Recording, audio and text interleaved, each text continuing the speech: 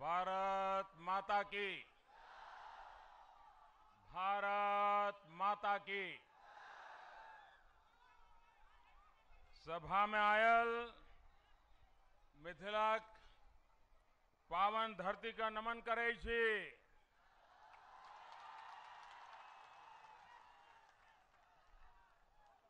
मंच पर विराजमान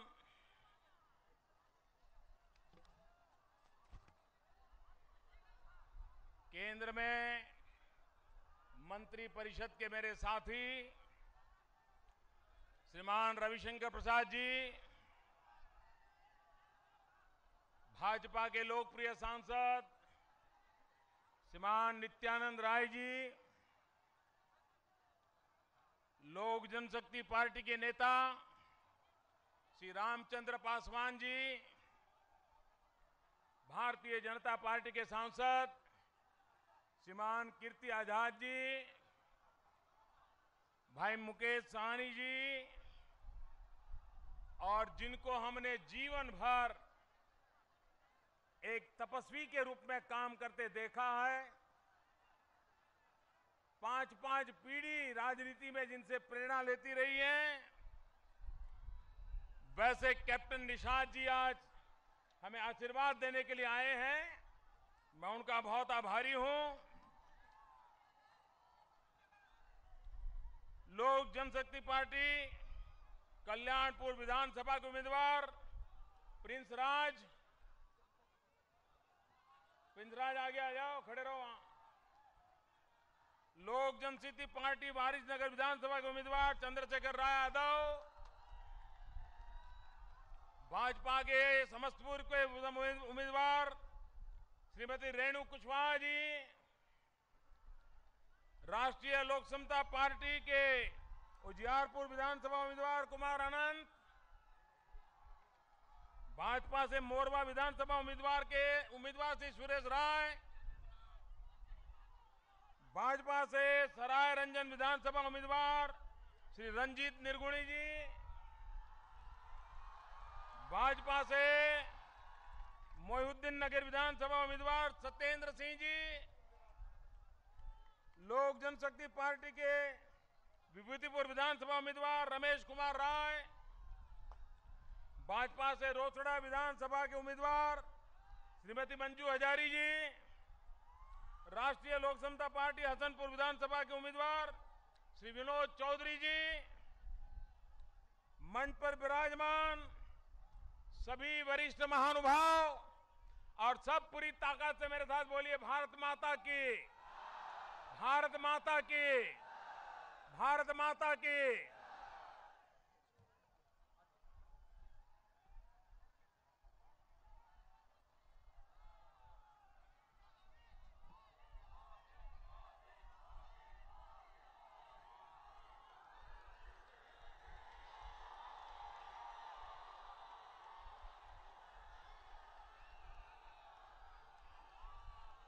चारों तरफ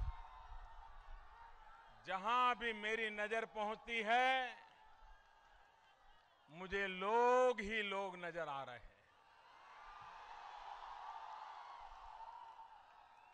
इतनी भयंकर गर्मी में आप घंटों से तपस्या कर रहे हैं। आप में से किसी को कुछ भी नहीं चाहिए, और फिर भी आप लोग इतना कष्ट उठा रहे हैं, इतने भयंकर ताप में तप रहे हैं, क्योंकि आप बिहार की बेहाली से परेशान हैं। आप बिहार को बेहाली से बचाना चाहते हैं। मेरे प्यारे भाइयों बहनों, मैं आपको विश्वास दिलाता हूं, मैं आपकी तपस्या कभी बेकार नहीं जाने दूंगा। ये भयंकर ताप में तपना बिहार के भाग्य को बदलने के लिए आपने जो यज्ञ शुरू किया है, ये इस यज्ञ में मेरी भी कुछ आहुति होगी, ये आप विश्वास रखिए मेरे भाइयों बहनों।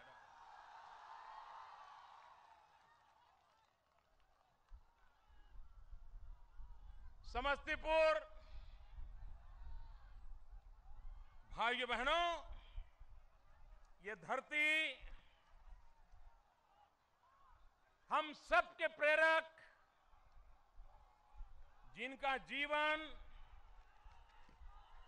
दलित, पीड़ित, शोषित, वंचित ऐसे सभी लोगों के लिए प्रेरणा का केंद्र बिंदु रहा है, ऐसे जननायक स्वर्गीय कर्पूर ठाकुर की जन्मभूमि को मैं प्रणाम करता हूं। और मैं उनसे प्रार्थना करता हूं, आप जहां हो वहीं से हमें आशीर्वाद दें, ताकि हम आपके सपनों को पूरा कर सकें। आज 8 अक्टूबर लोकनायक जयप्रकाश नारायण जी की पुण्यतिथि का भी दिन है। और ये राजनीति का रंग देखिए, सत्ता सुख के लिए राजनीति में रंग बदलने वाले लोगों को देखिए, उनके कर्तव्य देखिए, उनके कारनामे देखिए। ये कौन लोग जो कभी कर्पूरी ठाकुर का नाम लेकर के लोगों के, गरीबों के कल्याण की बातें करते थे। वे लोग कभी कर्पूरी ठाकुर का नाम देकर के कांग्रेस के खिलाफ जंग लड़ने की बातें करते थे। ये वो लोग जो कभी लोकनायक जयप्रकाश नारायण जी का छाए में, उनके साए में अपने राजनीतिक कार्यक्रमों को लागू करने के लिए उनकी साए में रहना पसंद करते थे। जो लोकनायक जयप्रकाश नारायण जी ने कांग्रेस के कुशासन के खिलाफ, कांग्रेस के भ्रष्टाचार के खिलाफ एक जंग छेड़ा था, देश के नौजवानों को प्रेरणा दी थी। आज जो कल तक लोकनायक के गीत गाते थे, जो कल तक कर्पूरी ठाकुर की बातें सुनाते थे, वे लोग आज कांग्रेस की गोद में जाकर के बैठ गए हैं। कांग्रेस की गोद में जाकर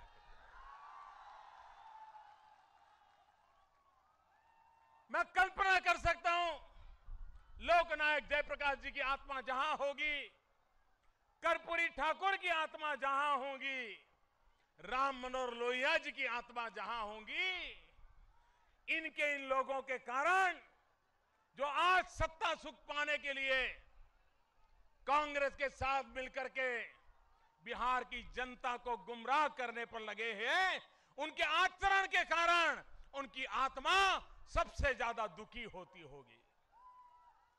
मेरे भाइयों बहनों, आज मैं समस्तीपुर आया हूं। अगर कर्पूरी ठाकुर को श्रद्धांजलि देने का सही समय आया है तो ये चुनाव आया है। मेरे भाइयों बहनों, ऐसे लोगों उखाड़ करके फेंक देना, यही कर्पूरी ठाकुर को सही श्रद्धांजलि होगी। भाइयों बहनों, आप मुझे बताइए,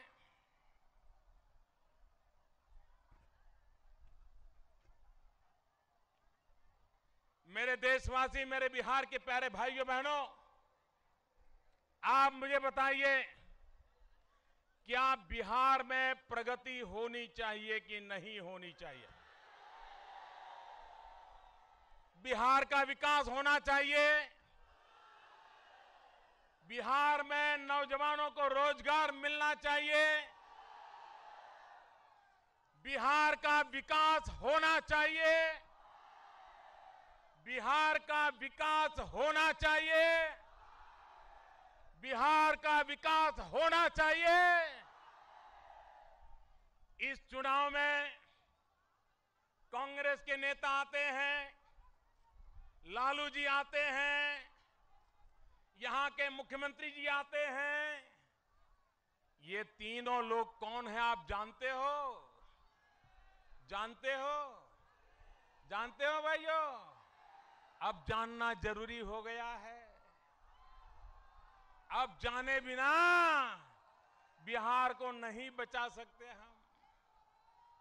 ये वो लोग हैं, ये कांग्रेस पार्टी जिसने 35 साल तक बिहार में सरकार चलाई है। 35 साल तक बिहार की जनता ने कांग्रेस पर भरोसा करके वो बिहार का भला करेंगे इस आशा से जनता जनार्दन ने वोट दिया है। आप मुझे बताइए मेरे भाइयों बहनों, 35 साल राज करने के बाद क्या बिहार का भला हुआ है? जोर से बताइए, पूरी ताकत से बताइए, बिहार का भला हुआ है और बर्बाद किया है? ऐसी कांग्रेस की बातों को मान सकते हैं? जो 35 साल कुछ नहीं कर पाए वो 5 साल में कुछ कर पाएंगे? दूसरे हैं लालू जी, तीसरे हैं मुख्यमंत्री जी। ये बड़ा भाई और छोटा भाई, वो कहते हैं मेरा छोटा भाई है, ये कहते हैं मेरा बड़ा भाई है। और बड़ा भाई ऐसा है जो छोटे भाई को कभी हत्यारा कहता है, छोटे भाई को कभी तोता कहता है। इन बड़े भाई छोटे भाई ने बिहार में 25 साल राज किया। कितने साल राज किया? कितने साल राज किया? 25 साल में कोई भला कर पाए? अगर 25 साल में नहीं कर पाए तो 5 साल में कर पाएंगे क्या? इन दोनों ने मिलाकर के, बड़े भाई छोटे भाई और कांग्रेस पार्टी, इन तीनों ने मिलाकर 60 साल बिहार में राज किया है। 60 साल भैया, कितने साल राज किया है? कितने साल राज किया है? कितने साल राज किया है? 60 साल में आपका कुछ भला हुआ क्या?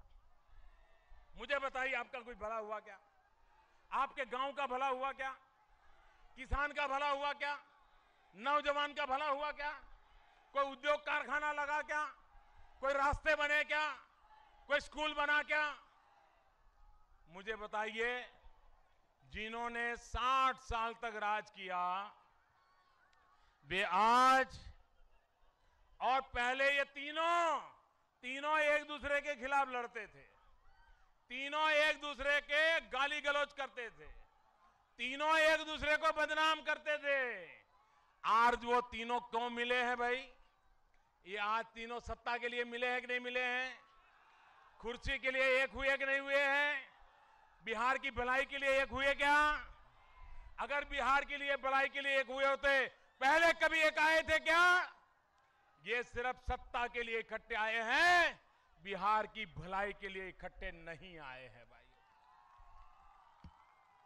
भाइयों बहनों,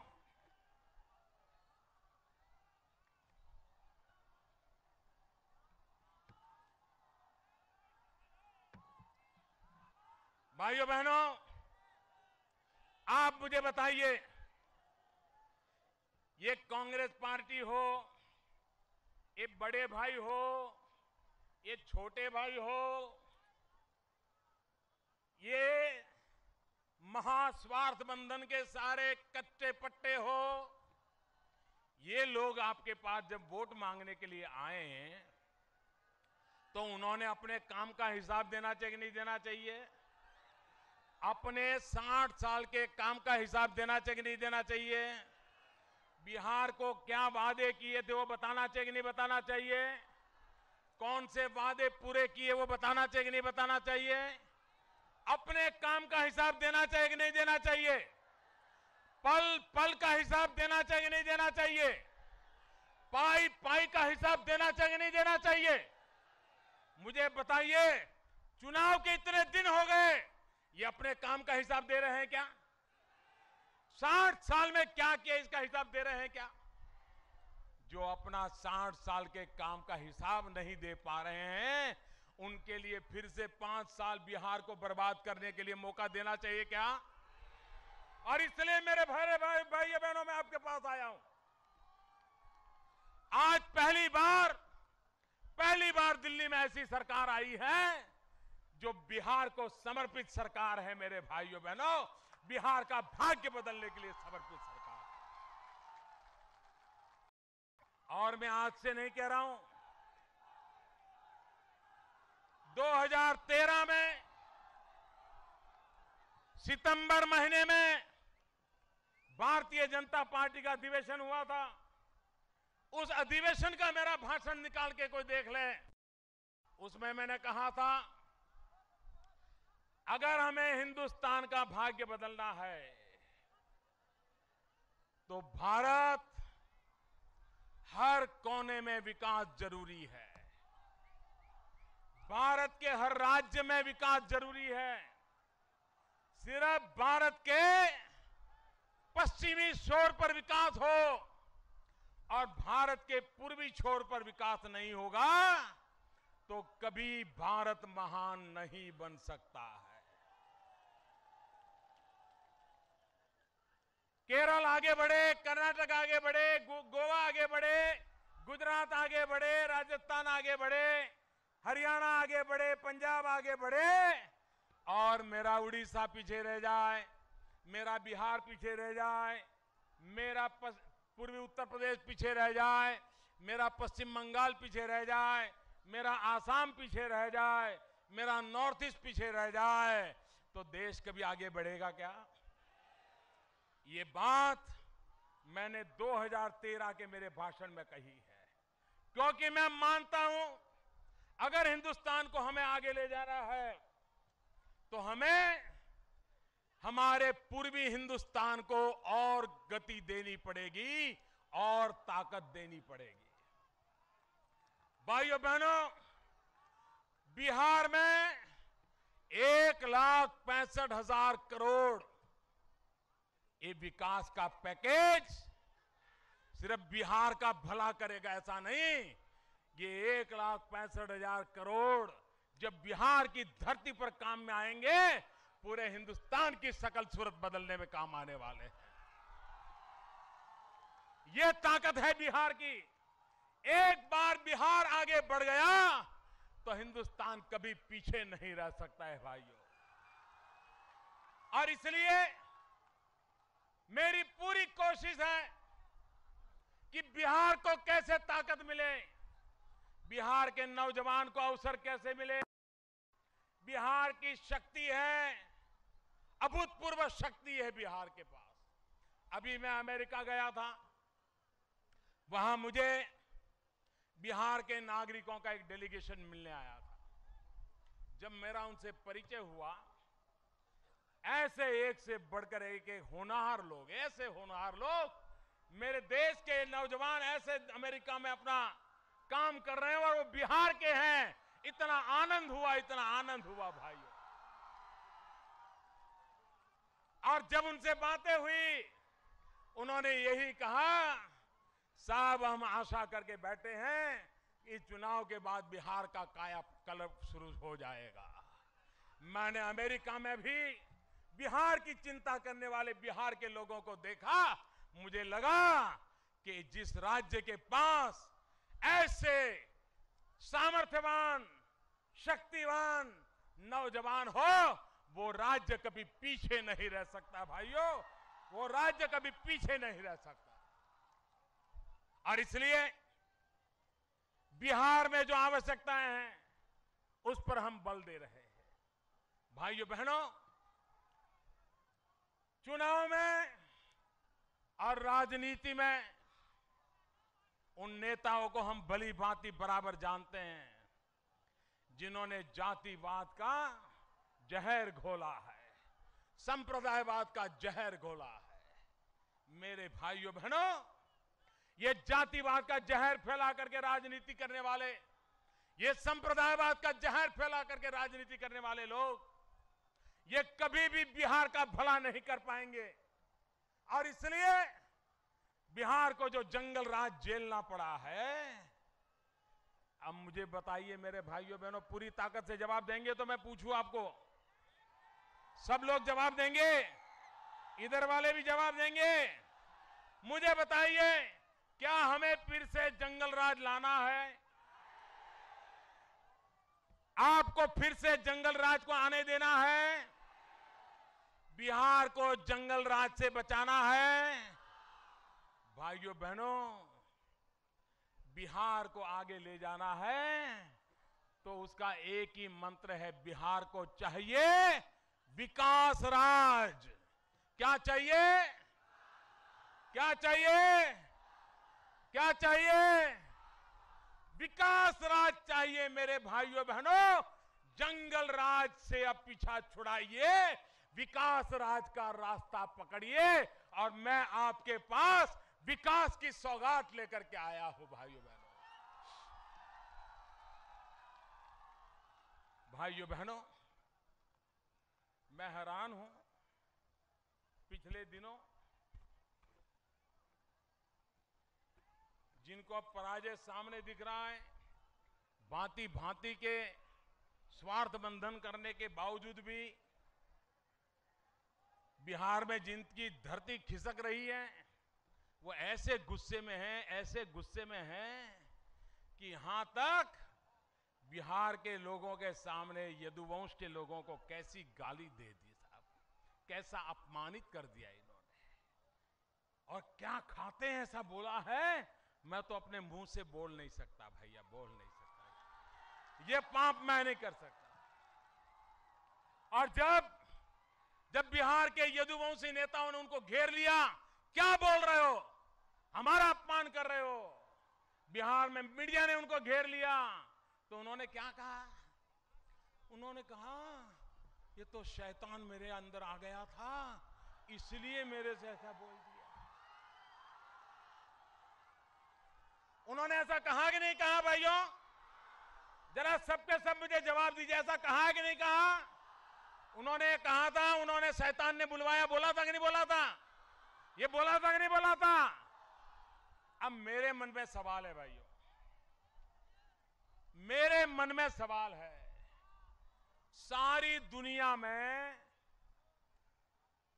अरबों खरबों लोग हैं, हिंदुस्तान में करोड़ों करोड़ों लोग हैं, बिहार में करोड़ों करोड़ों लोग हैं, लेकिन मुझे आश्चर्य हो रहा है, ये शैतान को इन्हीं का ठिकाना मिला क्या? यही एड्रेस मिला क्या? वहीं गया क्या? भाइयों बहनों, मुझे बताइए, अगर आपको हार्ट अटैक आता है और डॉक्टर के पास जाते हैं तो डॉक्टर कहता है कि आपकी ये आदत गलत है, ये आदत बुरी है, इसके कारण आपके अंदर हार्ट अटैक प्रवेश गया है। अगर आपको डायबिटीज हुआ, आप डॉक्टर के पास जाते हैं तो डॉक्टर आपको कहता है कि आपकी ये आदत खराब है, ये खाने का स्वभाव खराब है, ये काम करने की इस प्रकार की पद्धति खराब है, इसके कारण डायबिटीज आपके अंदर प्रवेश कर गया। डॉक्टर ऐसा कहता है ना। लालू जी, बिहार जानना चाहता है कि आप में ऐसी कौन सी बुराई है कि शैतान आप ही में प्रवेश कर गया। ये शैतान को यही ठिकाना क्यों मिला, ये बड़ी खोज का विषय है भाई। और बिहार की जनता खोज के निकाले कि इन्हीं के पास शैतान क्यों गया और उन्हीं के अंदर शैतान क्यों बस गया। भाइयों बहनों, हमें तो देश में उन लोगों को चुनना है जिनके पास इंसान हो, इंसानियत हो, जिनके पास शैतान आकर के बसते हैं। ऐसे लोगों के लिए बिहार में जगह नहीं है भाई, ऐसे लोगों के लिए बिहार में जगह नहीं है। और इसलिए मेरे भाइयों बहनों, मैं आज आपसे आग्रह करने आया हूं, मैं आज आग्रह करने आया हूं कि बिहार के विकास के लिए, समस्तीपुर के विकास के लिए आप भारतीय जनता पार्टी के नेतृत्व में ये जो हमारा एनडीए का गठबंधन है, हमारे रामविलास जी हैं, हमारे उपेंद्र कुशवाहा जी हैं, हमारे मांझी जी हैं, ये सारे हम मिलकर के दिल्ली सरकार पूरी तरह बिहार के साथ कंधे से कंधा मिलाकर के काम करना चाहती है। मेरे भाइयों बहनों, मुझे आशीर्वाद चाहिए। आप मुझे बताइए भाइयों, बिहार को रास्ते चाहिए कि नहीं चाहिए? जरा इधर से भी आवाज आए, बिहार को रास्ते चाहिए कि नहीं चाहिए? बिहार को विकास चाहिए कि नहीं चाहिए? बिहार को अस्पताल चाहिए कि नहीं चाहिए? बिहार को शिक्षक चाहिए कि नहीं चाहिए? गरीब के लिए स्कूल चाहिए कि नहीं चाहिए? गरीब को रहने के लिए घर चाहिए कि नहीं चाहिए? नौजवान को रोजगार चाहिए कि नहीं चाहिए? भाइयों बहनों, मेरी पार्टी का, हमारे एनडीए के गठबंधन का एक ही एजेंडा है कि आप लोगों को रोजगार मिले, बिहार विकास करे और बिहार इतना आगे बढ़े, इतना आगे बढ़े कि पूरा हिंदुस्तान उसके कारण आगे बढ़ जाए। ये सपना लेकर के मैं बिहार में आपसे मदद मांगने आया हूं। भाइयों बहनों, बिहार के अंदर 1,65,000 करोड़ का पैकेज बिहार के इतिहास की सबसे बड़ी घटना है। और ये इसलिए है क्योंकि मैं बिहार की ताकत को भली भांति जानता हूं। और मैं तो कभी कहता हूं कि बिहार का पानी और बिहार की जवानी, इन दो का अगर सही उपयोग हो ना, तो सिर्फ बिहार नहीं, हिंदुस्तान बदल जाए। मेरे भाइयों, इतना पानी है, लेकिन वही पानी कभी विनाश करता है और दूसरे इलाके में सूखे के लिए, मरने के लिए मजबूर करता है। क्योंकि 60 साल तक ये महास्वार्थ बंधन वालों ने जो राज किया, उनको यहां के पानी की परवाह नहीं थी। यहां की जवानी हिंदुस्तान में जहां जाती है, दुनिया में जहां जाती है, बिहार का नाम रोशन कर देती है। लेकिन उस जवानी को पलायन करना पड़ता है। अगर बिहार की जवानी को, अगर बिहार में अवसर मिले तो बिहार बदल जाए कि नहीं बदल जाए? बिहार आगे बढ़े कि नहीं बढ़े? बिहार का भला होगा कि नहीं होगा? और इसलिए मेरे भाइयों बहनों, बिहार का पानी भी बिहार के काम आना चाहिए और बिहार की जवानी भी बिहार के काम आनी चाहिए। और इसलिए मेरे भाइयों बहनों, मैं आज आपके पास आया हूं विकास का मंत्र लेकर के। हमें रास्तों का नेटवर्क बनाना है, हमें गरीबों को घर देने का सपना है, हमें गरीबों को घर तक बिजली पहुंचाने का सपना है। भाइयों बहनों, ये अपने आप को गरीबों की बातें करने वाले लोग, क्या कभी उनको विचार आया था कि हमारी गरीब माताओं को खुले में शौच के लिए जाना पड़ता है और उनकी अपमानित महसूस करना पड़ता है? गरीबों की भलाई की बातें करने वाले लोग, क्या आपने कभी ये सोचा कि गरीबों के लिए कम से कम शौचालय तो बनाएं? गरीब माताओं बहनों को सम्मान से जीने के लिए शौचालय तो बनाएं? अरे गरीब मां बहनों को गांव के अंदर अंधेरा होने तक इंतजार करना पड़ता है, और अगर शौच जाना है तो भी बीमार हो जाती है, लेकिन शौच नहीं जाती इज्जत के कारण। जब तक अंधेरा नहीं होता वो गांव के बाहर निकलती नहीं है। मुझे बताइए भाइयों बहनों, क्या हमारी गरीब माताओं बहनों के लिए शौचालय होना चाहिए कि नहीं होना चाहिए? इनमें से किसी को की गरीबों की बात करने का अधिकार नहीं है। जो 60 साल सरकार चलाने के बाद गरीबों को शौचालय तक नहीं दे पाए, वो हमें गरीबी सिखाने आए हैं।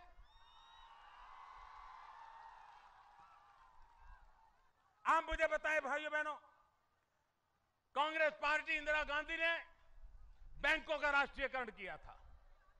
बैंकों का राष्ट्रीयकरण किया तब कहा था कि गरीबों के लिए बैंक अकाउंट खोलने होंगे, बैंकों का पैसा गरीबों को मिलना चाहिए। आप मुझे बताइए, गरीबों को बैंक तक जाने का मौका मिला था क्या? बैंक के दरवाजे कभी गरीब ने देखे थे क्या? 60 साल तक बैंकों से गरीब दूर रहा। हमने 1 साल के भीतर भीतर आकर के इस देश के सभी नागरिकों का बैंकों में खाता खुलवा दिया। भाइयों बहनों, गरीबों के लिए काम करते हैं नहीं करते? गरीबों के लिए काम कैसे किया जाता है, इसका यह उदाहरण है भाई। और इसलिए मैं कहने आया हूं, मेरे भाइयों बहनों, आने वाले दिनों में मुझे गरीबों को, आने वाले दिनों में मुझे गरीबों को रहने के लिए घर देना है। 2022 जब देश की आजादी के 75 साल होंगे, हिंदुस्तान के हर परिवार के पास अपना खुद का घर हो, ये सपना पूरा करने के लिए मैं काम, आपके आशीर्वाद चाहिए। भाइयों बहनों, ये आपके मुख्यमंत्री जब 2010 में चुनाव में आपसे वोट मांगने आए तो उन्होंने आपसे बिजली देने का वादा किया था। नीतीश कुमार जी ने आपको बिजली दूंगा ऐसा वादा किया था। बिजली मिली, बिजली मिली। उन्होंने ये कहा था कि अगर मैं बिजली नहीं दे पाऊंगा तो 2015 में वोट मांगने नहीं आऊंगा। ये कहा था कि नहीं कहा था? अभी फिर से वोट मांगने आए कि नहीं आए? बिजली आई क्या? नहीं आई ना। उन पे भरोसा कर सकते हैं क्या? उनके वादों पर भरोसा कर सकते हैं क्या? भाइयों बहनों, जो ऐसी बातें करते हो कि 2015 में मैं आऊंगा, अगर बिजली न लाऊं तो मैं वोट मांगने नहीं आऊंगा, ये अहंकार की भाषा देखिए। एक घर में नई बिजली नहीं पहुंचाई भाइयों, एक घर में बिजली नहीं पहुंचाई, और आज वो आपके पास फिर से वोट मांगने के लिए आए हैं। और इसलिए मैं आपसे कहने आया हूं, ये झूठे खोखले वादे करके बिहार को जंगल राज बनाने के फिर खेल खेले जा रहे हैं। मुझे बताइए, बिहार में सबसे बड़ा उद्योग कौन चला भाई जंगल राज में?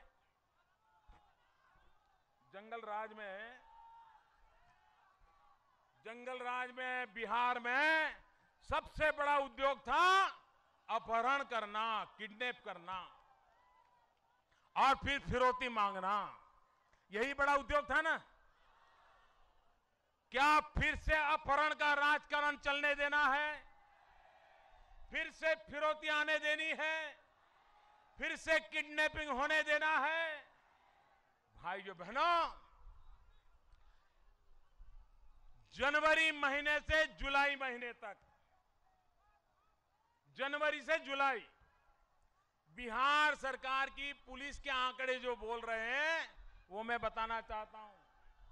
जब से इनसे गठबंधन हुआ है, ये जंगल राज कैसे घुस रहा है। जनवरी से जुलाई तक में बिहार पुलिस का कहना है 4000 अपहरण की घटनाएं घटी है। 4000। मुझे बताइए, आने वाले दिनों में दुर्गा पूजा का अवसर आएगा, रामलीला का अवसर आएगा, विजयादशमी का अवसर आएगा। जब जंगल राज था, लोग शाम को दुर्गा पूजा में नहीं जा सकते थे, लोग रामलीला में नहीं बैठ सकते थे। डर लगता था कहीं कोई आकर के तकलीफ न कर जाए। कोई नई गाड़ी खरीद नहीं सकता था, उसको डर लगता था कि कहीं नई गाड़ी खरीदूंगी या खरीदूंगा, और अगर इन कोई नेता को पता चल गया तो मेरी गाड़ी भी जाएगी, पैसा भी जाएगा, और मांगने जाऊंगा तो मेरी पिटाई हो जाएगी वो नफे में। यही कारोबार चला था ना भाइयों बहनों। इससे मुक्ति पाने के लिए मैं आज आपके पास आया हूं। हमें फिर से एक बार बिहार की धरती पर एक जंगल राज आने नहीं देना है, और इसलिए मैं आज आपके पास विकास के लिए वोट मांगने आया हूं, आपका साथ सहकार लेने के लिए आया हूं। और मुझे विश्वास है, ये जो जन सैलाब मैं देख रहा हूं भाई, आज मेरा ये तीसरा कार्यक्रम है। ये मेरा तीसरा कार्यक्रम है और ये जो रूप मैंने देखा है, मैं साफ कहता हूं भाइयों, बिहार की जनता ने अहंकारवादियों का जो हाल लोकसभा के चुनाव में किया, उससे भी बुरा हाल बिहार के चुनाव में अहंकारवादियों का होने वाला है। एक कांग्रेस का अहंकार,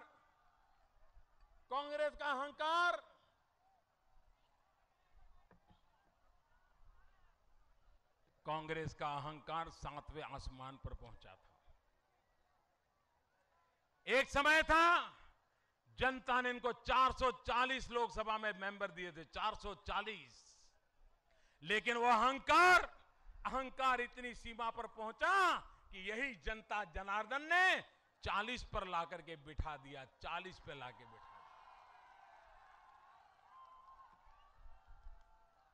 जो लोग अहंकार में जी रहे हैं वो समझे ये जनता जनार्दन सब कुछ जानती है, ये जनता आपको छोड़ेगी नहीं और जनता गलतियों को माफ करती है, लेकिन धोखा कभी माफ नहीं करती भाइयों, धोखा कभी माफ नहीं करती। और इसलिए मेरे भाइयों बहनों, बिहार का भाग्य बदलने के लिए, विकास के रास्ते पर बिहार को ले जाने के लिए पहली बार दिल्ली से कंधा मिलाकर आपके साथ काम करने के लिए मैं आया हूं। भाइयों, हमें आशीर्वाद दीजिए, हमारे सभी उम्मीदवारों को विजयी बनाइए। सभी लोगों से आग्रह करता हूं, आगे आइए उम्मीदवार सारे, मेरे साथ दोनों मुट्ठी बंद करके बोलिए, भारत माता की, भारत माता की, भारत माता की। बहुत बहुत धन्यवाद।